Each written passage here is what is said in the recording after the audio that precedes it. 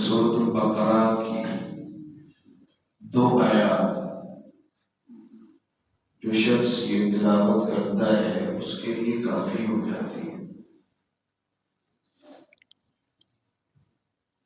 اسی طرح قرآن مجید کی کئی آیات ہیں، کئی صورتیں ہیں، اللہ تعالیٰ نے ان کی رسول اللہ صلی اللہ علیہ وسلم کے ذریعے الگ فضیلت بتائی ہے۔ جو نہیں مانتے یہ ان کی قسمتی ہے، یہ ان کا اپنا ایک ڈھونگ ہے جو رچا رکھا ہے۔ نہ ماننے والے کبھی نہیں مانتے،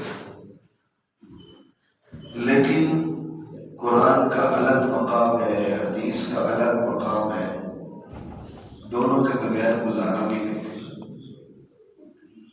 رسول اللہ صلی اللہ علیہ وسلم نے فرمایا نا کہ سورۃ بقرہ کی جو آخری 2 آیات ہیں، جو شخص ان کی تلاوت کرتا ہے اس شخص کے لیے یہ 2 آیات کافی ہو جاتی ہیں۔ اب امام نووی رحمہ اللہ نے ان 2 آیات کے کافی ہونے سے مراد ایک چیز دی ہے۔ کہتے ہیں کہ جو شخص ان 2 آیات کی تلاوت کرتا ہے، جو رسول اللہ نے فرمایا کہ اس کے لیے کافی ہو جاتی ہے، مراد یہ کہ وہ ساری رات قیام کرتا ہے، اس کا جو ثواب ملتا ہے اس کو۔ اب دیکھیے 2 آیات پڑھنے سے انسان کتنی دیر لگتی ہے، 2 آیات پڑھنے میں کتنی دیر لگتی ہے، لیکن اب ہم اپنی زندگی پر غور کریں تو ہم میں سے کون شخص ہے کہ جو 2 آیات کی کوشش کرتا ہے؟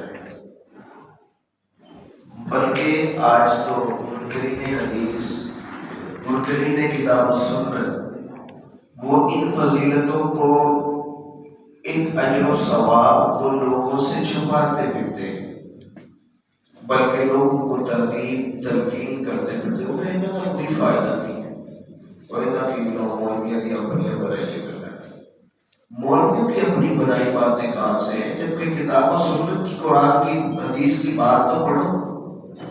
دماغ اپنا کام کرنے سے قاصر ہے، اللہ اپنے دماغ کے اندر، دل و دماغ کے اندر کوٹ کوٹ کے رچی بسی ہوئی ہے۔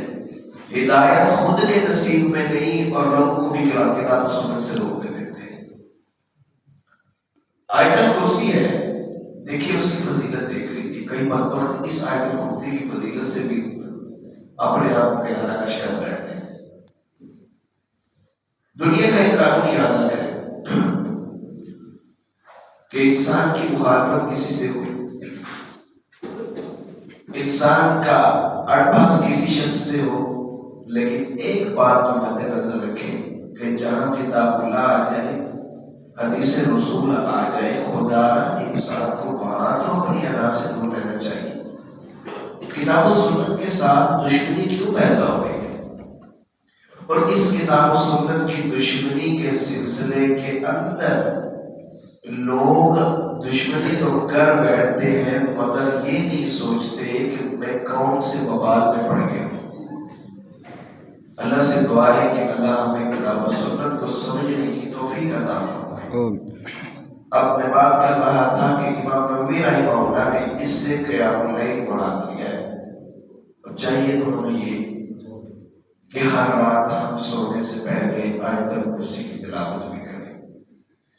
اسی طرح سورۃ بقرہ کی آخری 2 آیات کی تلاوت بھی کریں، سورۃ ملک بھی پڑھ کے سوئیں۔ دیکھیے اگر ہم دن اور رات تک، دن کے سورج شروع ہونے سے لے کر رات کی تاریکی تک کے اعمال چھوٹے چھوٹے گنتے جائیں گا اور ان کی فضیلتیں، اجر و ثواب ہم لکھنے بیٹھ جائیں تو اللہ رب العالمین نے اجر و ثواب اتنا لکھ دیا ہے، انسان بالکل حیران و پشیمان ہو جائے کہ یار میں کن چیزوں پہ پڑ گیا، دنیا کی خرافات کے اندر، زیب و زینت کے اندر، دنیا کی یہ روشنیوں کے اندر میں اپنے آپ کو مگن کر بیٹھا ہوں، لیکن ان کا کہیں پر رسول اللہ نے 2 آیات کی فضیلت، کہیں 1 آیت کی فضیلت، کہیں 1 سورت کی فضیلت، کہیں 1 حرف پڑھنے کی کتنی نیکیاں، یہ مختلف نیکیاں، اجر و ثواب اور فضیلتیں ہیں۔ اللہ سے دعا ہے کہ اللہ ہمیں یہ فضیلتیں اکٹھی کرنے اور ان کے بدلے میں اجر و ثواب اللہ سے حاصل کرنے کی توفیق عطا فرمائے۔ وآخر دعوانا